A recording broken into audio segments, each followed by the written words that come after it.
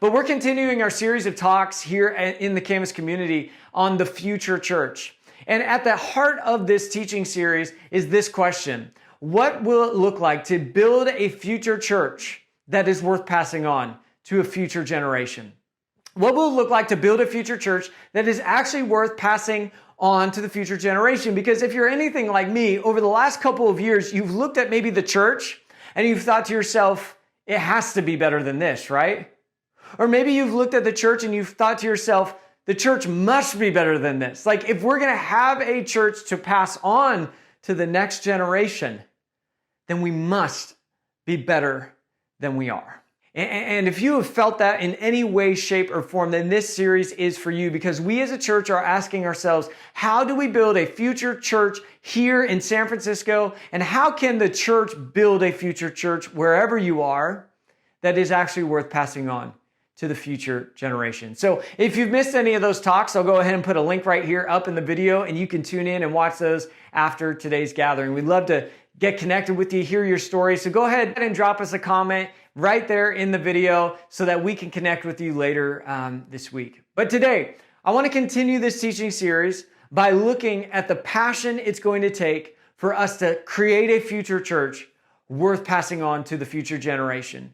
During the first week, we talked a lot about the problem happening in the church, and that is over the last 20 years, the church has seen a decline in every generation from Boomer to Gen Z in regards to their engagement in the church. Like, there is a problem happening in our lifetime right now in the church.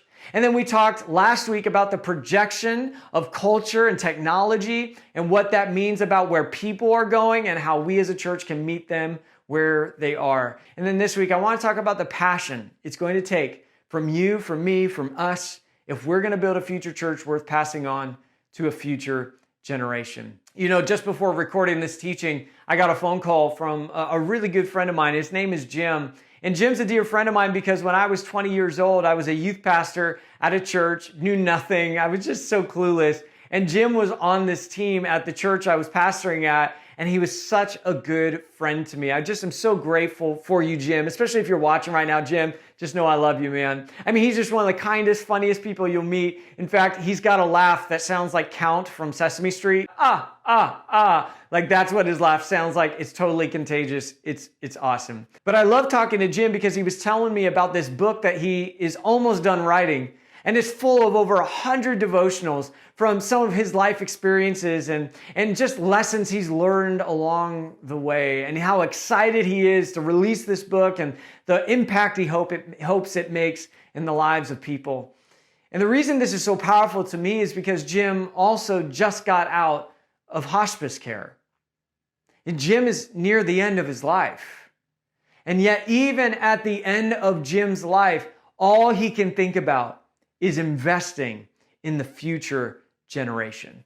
I mean, he could just ride off into the sunset if he wanted to. He's already lived such a good life, but he's still always thinking about the future. I respect this so much about Jim, and it reminds me a lot about what true legacy is.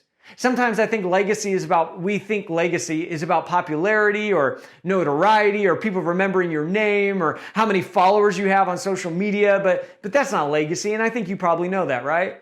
So what is legacy? Here's the best definition I can think of. I believe legacy, true legacy, is when your life outlives your life. And Jim is living out a legacy. His legacy will continue on in my life. It'll continue on in the lives of those who read his book. I mean, Jim has lived a life of legacy. And the question is, are you? Am I? Are we? Are we living a life of legacy? Are you living a life that will outlive your life? Now, I know especially if you're like in your 20s or 30s or whatever, like you may not want to think about the end of your life. But do you know there's this passage in a book called Ecclesiastes where Solomon, who was named the wisest man to have ever lived, Solomon, he says it's more important to attend funerals than weddings. And it's not because he's just like a buzzkill and hates parties or weddings. That's not his deal. But what he's saying is that it's so important that we remember the brevity of life, that we remember we only have a short amount of time here on this earth. And so he reminds us that it's up to us now to decide what we will do with our time. What about your life will outlive your life? And I've been thinking about this question for us as a church.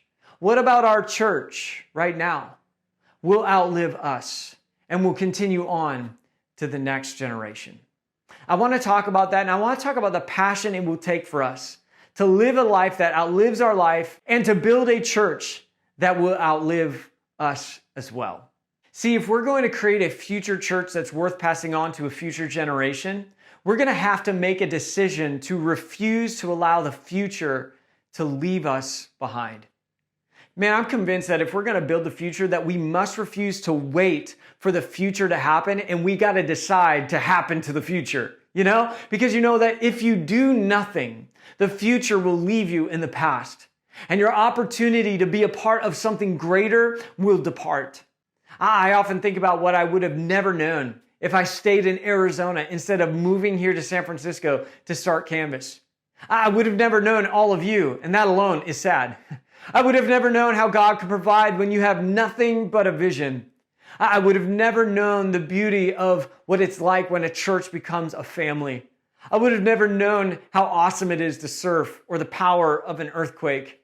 If I stayed in Arizona, I for sure would have never known what it was like to live where your city has a winning basketball team. Come on, Golden State Warriors. This is my point. If I would have stayed where I was, I would have missed out on where I must be. And so today I want to take a look at the prophet Elisha in the Hebrew Scriptures, because Elisha was a person who refused to let the future leave him behind. Elisha was the great prophet of Israel. He was a legend. He would become known as a man of God who witnessed great miracles and was on the front lines of the power and wonder of God. And when you look, though, at the entrance of Elisha in Scriptures, it's really not that exciting. In 1 Kings chapter 19, we don't see a miracle worker. We don't see a prophet. We don't see a man of God where everyone knows his name. We see Elisha, who's just a normal guy plowing a field with some oxen.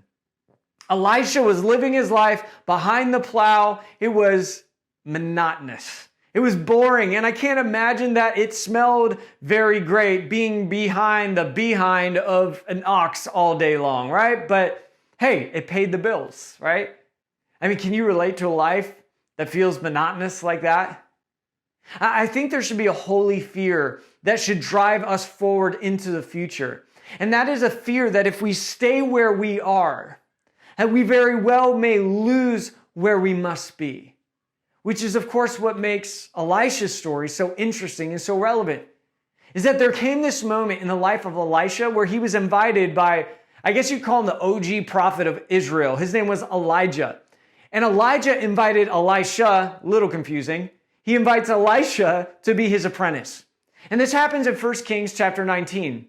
And the story goes that Elisha, immediately upon getting this invitation from Elijah, he goes back to his oxen and he goes back to his plows and he kills all his oxen and then he sets his plows on fire. Which seems odd, right? Like if I accepted a new job, I wouldn't go back to my old office and burn it down.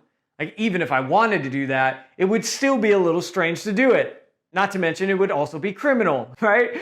But what's more important, I guess, than what Elisha did is why he did it. And why did Elisha kill his oxen and burn his plows? Because Elisha was so committed to not letting his future leave him behind that he went back to the one thing he knew so well. He went back to the thing he'd become good at. He went back to the thing that was normal and he set it on fire. See, I wonder if the reason that this sort of sidebar part of Elisha's story is included in the story itself is because the author is trying to teach us something. And it's probably not how to properly steward farming equipment. I don't think that's the point. But I wonder if the author is giving us this moment in Elisha's life as a picture of what refusing to let the future leave you behind looks like.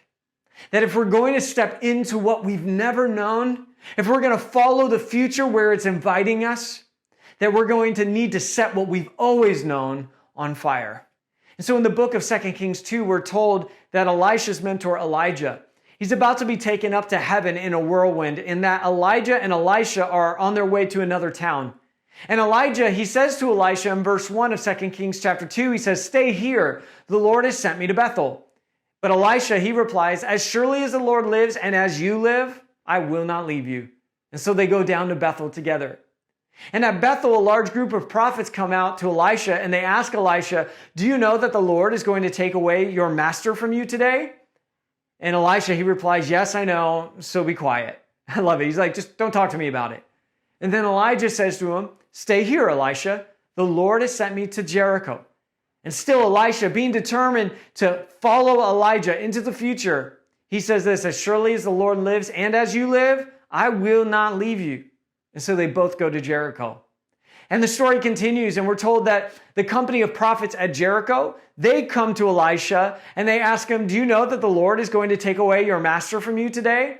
And Elisha, probably getting a little annoyed now, he responds, "Yes, I know, so be quiet." And then Elijah says to Elisha, "Stay here. The Lord has sent me to the Jordan." And Elisha replies a third time, "As surely as the Lord lives and as you live, I will not leave you." And so the two of them walk on.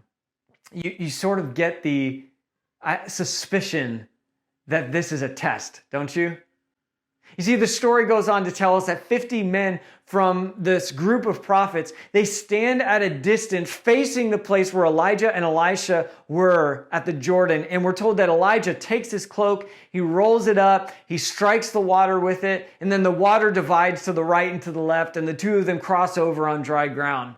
And when they crossed, Elijah then says this to Elisha in 2 Kings chapter 2, verse 9. He says, "Tell me what I can do before I go." Now, before we get to Elisha's request, it's really important to note that in each step along this sort of strange journey or test or whatever it is, Elisha is not the only prophet who could have been traveling with Elijah.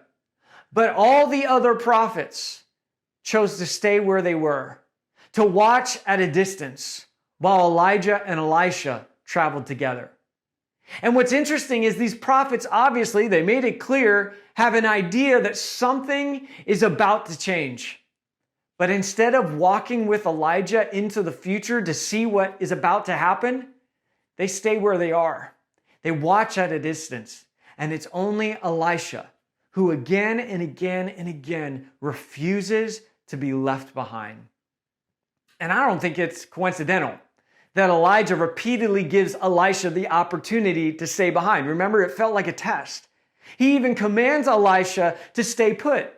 I mean, no one would have thought anything less of Elisha if he would have listened to Elijah, or if he would have stopped at Bethel or remained in Jericho or never gone to the Jordan with Elijah. I mean, it would have made sense for Elisha, knowing his leader Elijah was going to go away, that the future was changing, to just go back to what he knew, to go back to the oxen, to go back to the plows, because now everything had changed. But when Elisha burned his plows, he had pre-decided how he was going to live his life. And he decided that he was going to live his life refusing to let the future leave him behind. See, it doesn't take faith to make a decision when you have all the answers. It doesn't take faith to make a decision when everything in your future is clear. You know what does take faith? To do what Elisha did and pre-decide to walk boldly into the future, even when the future isn't clear. And so when it's only Elijah and Elisha standing alone on the other side of the Jordan, Elijah then asks him this question, "What can I do for you?" And then Elisha responds with the most incredible of things. He says this, he says, "Let me inherit a double portion of your spirit." Now, there's no shortage of people who would ask for a double portion of what someone else had been given. Like, I think all of us would gladly accept a double portion of what somebody has that we admire. And if you don't believe me, then let me ask you this. Like, who wouldn't want a double portion of Steph Curry's ability to play basketball? Sign me up, right? I'll take a double portion of some Steph Curry, right? Who wouldn't accept a double portion of Bill Gates' income? Come on, somebody. Who wouldn't want a double portion of Steve Jobs' ability to innovate and create? Or a double portion of Einstein's intellect? Or a double portion of Adele's ability to sing, right? The issue is not that we wouldn't ever want a double portion. The issue, though, is that most want the portion without having to travel the path it takes to get there, especially if everyone else has stayed put, especially if the future is unclear, especially if normal feels so safe. But I'm convinced that Elisha would never get a double portion if he had been willing to watch Elijah walk away. See, the same is true for us. When we choose to let the future leave us behind, we will leave behind the new that God is wanting to do. And that brings us to what may be the most dramatic exit from the human story found anywhere in history. It's the exit of Elijah. And we read about it here in verses 11 through 15 in 2 Kings chapter 2. It says this: as they were walking along and talking, suddenly a chariot of fire appeared, drawn by horses of fire. It drove between the two men, separating them, and Elijah was carried by a whirlwind into heaven. Elisha saw it and cried out, my father, I see the chariots and charioteers of Israel." And as they disappeared from sight, Elisha tore his clothes in distress. Elisha picked up Elijah's cloak, which had fallen when he was taken up. And then Elisha returned to the bank of the Jordan River, and he struck the water with Elijah's cloak, and he cried out, "Where is the Lord, the God of Elijah?"